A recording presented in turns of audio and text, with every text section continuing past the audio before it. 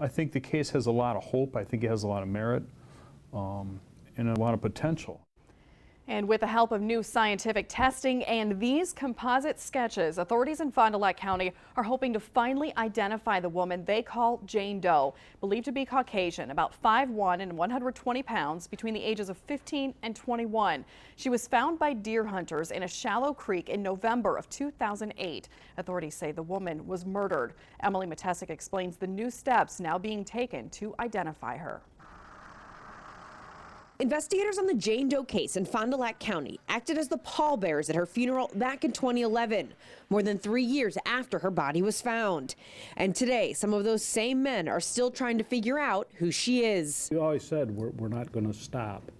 We get sidetracked on different things throughout the years, but we will continue and we won't stop trying to identify Jane Doe. Help in identifying her is coming from the National Center for Missing and Exploited Children, which, after being presented the Jane Doe case, came up with additional composite sketches just being released today that includes the woman's profile. I think the most notable thing on there is the, I guess I would call it an overbite. But as investigators have learned in the decade they've been working the case, advances in technology could help them solve it.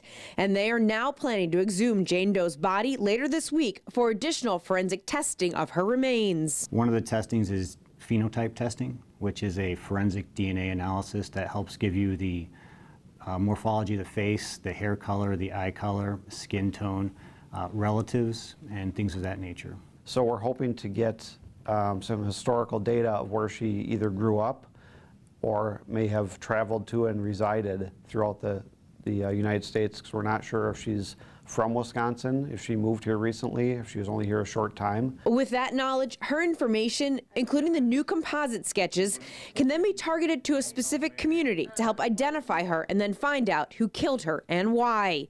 In Fond du Lac, Emily Matesic, Action 2 News.